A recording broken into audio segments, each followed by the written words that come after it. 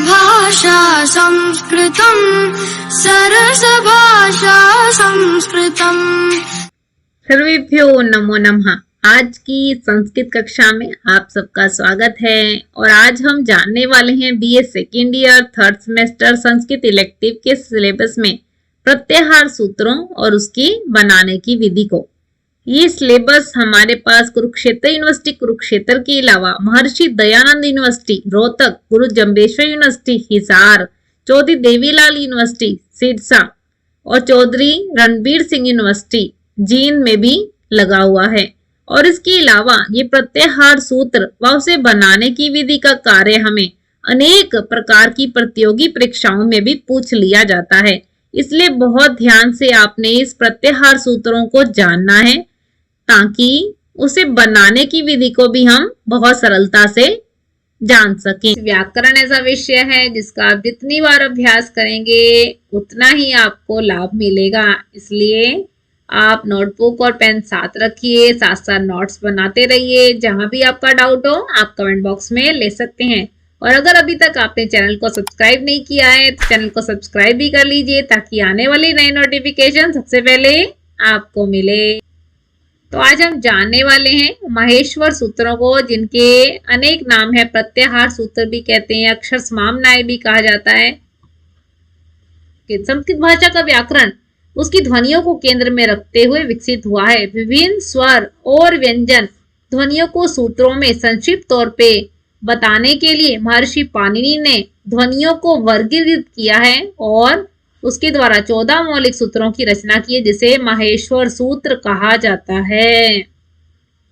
महर्षि पाणिनि मुनि ने अष्टाध्यायी की रचना सूत्र शैली में की है। उन्होंने अष्टाध्यायी के प्रारंभ में ही मुख्य सूत्र पाठ से पहले 14 प्रत्याहार सूत्र दिए हैं। तो चलिए जानते हैं वो 14 प्रत्याहार सूत्र क्या हैं। अ ई ऊण, रील रीक, ए ओंग, आई औच, ह य वरट, लान य मंगनम, ज भय, घड धश, जब गड दश, ख प छ ठ थ, चट त, क प य, श श सर और हल। तो ये 14 महेश्वर सूत्र हैं, जिनमें से पहले 4 सूत्र स्वर यानी कि अच कहलाते हैं और अंतिम ह से लेके आरंभ होकर हल तक अंतिम 10 सूत्र जो हैं, जिसमें सभी व्यंजन वर्ण होते हैं, इसे हल भी कहा जाता है। चलिए अब जानते हैं इसके नामकरण के बारे में कि इसे प्रत्याहार सूत्र क्यों कहा जाता है। 14 सूत्रों को प्रत्याहार सूत्र इसलिए कहा जाता है क्योंकि इनकी सहायता से प्रत्याहार बनते हैं। और प्रत्याहार वे कहलाते हैं जहाँ पे वर्णों को संक्षेप में रखा जाता है। व्याकरण के क्षेत्र में प्रत्याहार का अर्थ है एक ही ध्वनि के उच्चारण में कई अक्षरों का बोध हो जाना। सूत्र के प्रथम अक्षर से लेकर अंतिम सांकेतिक वर्णों तक अक्षरों का ज्ञान होना। प्रत्याह्रियन्ते संक्षिप्यन्ते वर्णः यत्र सा प्रत्याहारः। अब हम जानते हैं कि इसे माहेश्वर सूत्र क्यों कहा जाता है। महर्षि पाणिनि ने इन्हें भगवान शिव की कृपा से प्राप्त किया था। ऐसा कहा जाता है कि शिव जी के डमरू की ध्वनि से ये अक्षर ध्वनियां इसी प्रकार से निकली थी, इसलिए इसे महेश्वर सूत्र कहा जाता है। येन अक्षरा समाम्नाय मधिगम्य महेश्वरात् कृत्स्नम् व्याकरणम् प्रोक्तम् तस्मै पाणिन्ये नमः। इन 14 सूत्रों को प्रत्याहार सूत्र, महेश्वर सूत्र और अक्षर समाम्नाय भी कहा जाता है। पाणिनि के सूत्रों में संस्कृत वर्णमाला के सभी अक्षरों को ठीक प्रकार से रखा गया है। पाणिनि के 14 सूत्र हैं, जिसमें अंतिम व्यंजन जो है मात्र उच्चारण करने के लिए बताए गए हैं। प्रथम 4 सूत्रों में स्वरों को रखा गया है और शेष 10 सूत्रों में व्यंजन वर्णों को रखा गया है। तो इस प्रकार पाणिनि के 14 सूत्रों को अक्षर समाम्नाय कहा जाता है। अब जानते हैं प्रत्याहारों की आवश्यकता क्यों हुई। जब भी हम कुछ सीखते हैं तो उसके पीछे हमारा मानव मन का एक चिंतन प्रश्न हमेशा रहता है कि हम इसको क्यों सीख रहे हैं, इसकी क्या आवश्यकता है। पाणिनि की अष्टाध्यायी के अध्ययन के लिए प्रत्याहारों का ज्ञान होना बहुत आवश्यक है, क्योंकि प्रत्याहारों के ज्ञान के बिना अष्टाध्यायी के सूत्रों को जानना संभव नहीं है। जैसे कि उदाहरण से देखते हैं, जैसे यन संधि का सूत्र है इको यन ची, तो इसमें 3 प्रत्याहार हैं, इक, यन और अच। तो ये हम तभी जान पाएंगे जब हमें सबसे पहले माहेश्वर सूत्रों का ज्ञान है। अब प्रत्याहार बनाने की विधि क्या है, किस तरीके से प्रत्याहार बनाए जाते हैं, इसके भी कुछ नियम हैं। तो चलिए इसके नियमों को जानते हैं। अ, इ, ऊण, ऋ, ऋ, क आदि प्रत्याहार सूत्रों के अंतिम अक्षर आप देख रहे होंगे। ये ण है, ये क है, आदि प्रत्याहार में नहीं गिने जाते हैं। आगे आकर आप संज्ञा प्रकरण का जब चैप्टर करेंगे तो उसमें आपके पास सूत्र आएगा अदर्शनम लोपम। तो वहां पर बताया जाता है कि इन प्रत्याहारों में अंतिम व्यंजन वर्ण जो हैं, इनका श्रवण भी प्राप्त है और दर्शन भी, मतलब दिखाई भी दे रहे हैं और इनको सुना भी जा रहा है। परंतु जब प्रत्याहार बनाते हैं तब ना तो इनको सुना जाता है, ना ही इनकी गणना की जाती है। अंतिम अक्षर केवल प्रत्याहार बनाने के लिए ही प्रयोग किया जाता है। जो प्रत्याहार बनाना हो उसके लिए पहला अक्षर प्रत्याहार सूत्रों में जहां भी कहीं हो उसे ढूंढा जाता है और उसके बाद प्रत्याहार का अंतिम अक्षर सूत्रों के अंतिम अक्षरों में ढूंढा जाता है।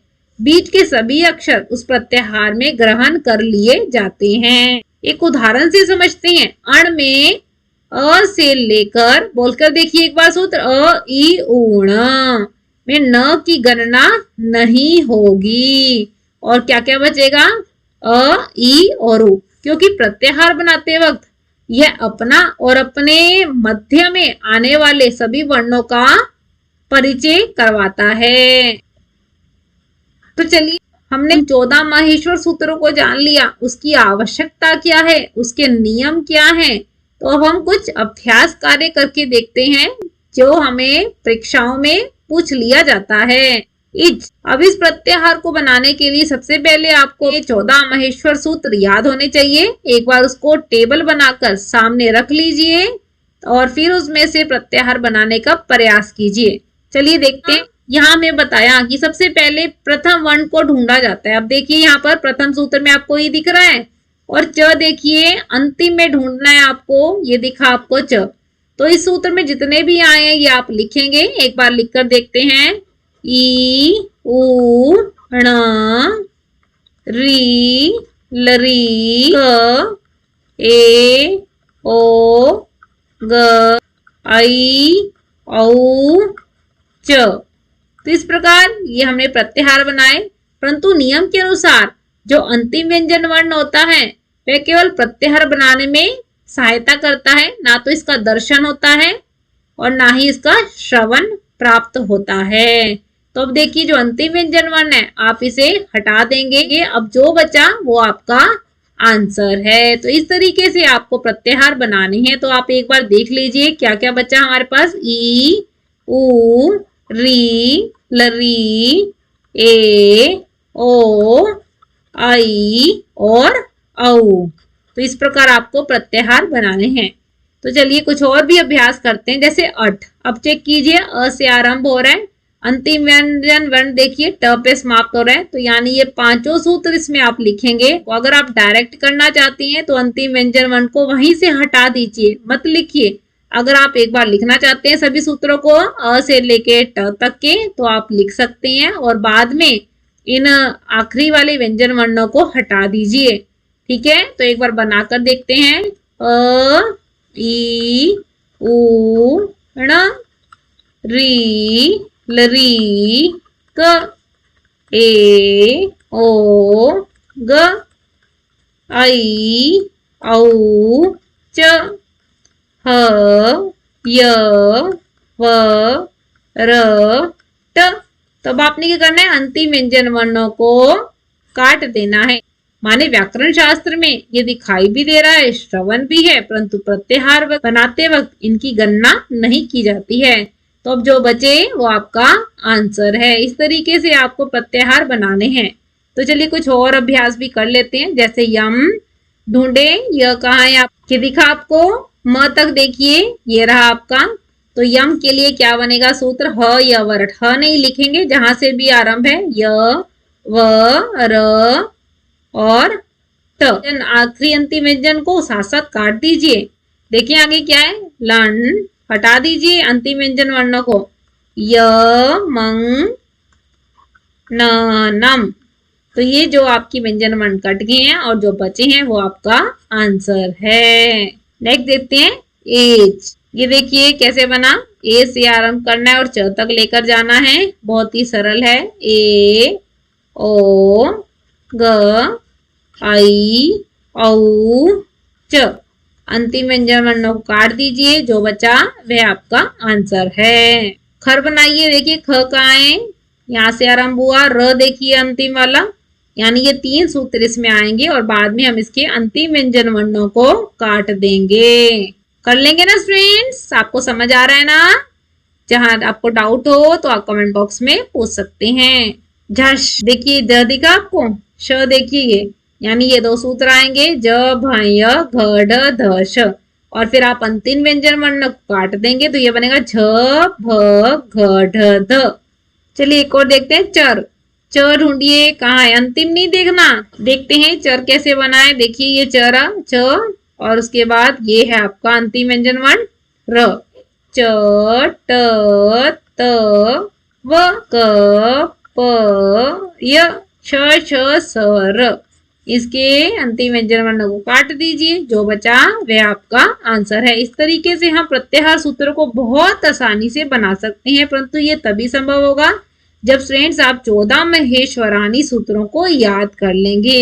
इसलिए लिखकर बोलकर अभ्यास कीजिए, क्योंकि व्याकरण ऐसा विषय है जिसे बार बार अभ्यास किया जाता है। आज के लेक्चर में हमने इन 14 महेश्वर सूत्रों को जाना और उन सूत्रों को जानकर, उन सूत्रों को याद करके हमने प्रत्याहार सूत्र बनाने की विधि को सीखा। और इससे रिलेटेड आपका कोई भी डाउट हो तो आप कमेंट बॉक्स में पूछ सकते हैं। आपकी कोई सजेशन हो तो वह भी आप कमेंट बॉक्स में जरूर दीजिए। आपको लेक्चर कैसा लगा यह भी आप कमेंट बॉक्स में जरूर बताइए। अगर आपको लेक्चर अच्छा लगा तो आप इसे लाइक कीजिए, ज्यादा से ज्यादा फ्रेंड्स के साथ शेयर कीजिए, क्योंकि स्टूडेंट्स आप जानते हैं ग्रामर ऐसा पार्ट है जिसमें हम फुल में से फुल मार्क्स बहुत आसानी से ले सकते हैं। और आज का जो हमने टॉपिक किया है ये बहुत सरल है और सारी व्याकरण इन 14 महेश्वर सूत्रों पे ही आधारित है, तो इसलिए इसको जानना बहुत आवश्यक है। इसलिए आपने क्या करना है, ज्यादा से ज्यादा अपने फ्रेंड्स के साथ इस लेक्चर को शेयर करना है। और अगर आप चैनल पे नए आए हैं, संस्कृत की अपडेट के साथ जुड़ा रहना चाहते हैं, संस्कृत सीखना चाहते हैं, सिलेबस कवर करना चाहते हैं, तो चैनल को सब्सक्राइब भी जरूर करना है, ताकि आने वाली नोटिफिकेशन सबसे पहले आपको मिले। ऐसे नए टॉपिक्स और नई अपडेट के साथ हम मिलते रहेंगे।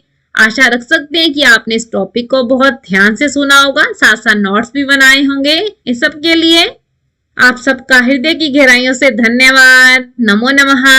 नमः संस्कृताय।